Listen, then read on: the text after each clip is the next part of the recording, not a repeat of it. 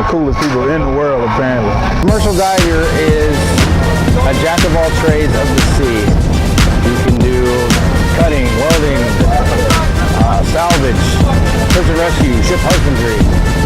Really, you're only limited by what you don't want to do. You can do from bridge inspections, pipelines, salvage jobs. It goes on. Well, that's a big variety. Let's see.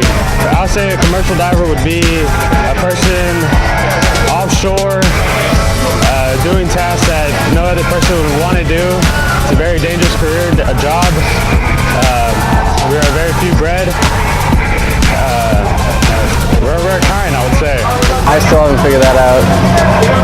One of the most integral parts in the oil field. You're the multi-tool of the ship. What was your answer? The jack of all trades. Your company may do one specific job or a few specific jobs, but in the water you never know what you're going to get into. So I say a commercial diver is a well-rounded underwater construction worker.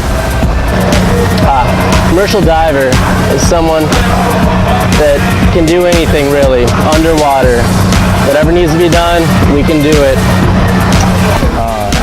No, so we do a lot of dredging. You can do some diving off oil platforms. You basically can do anything.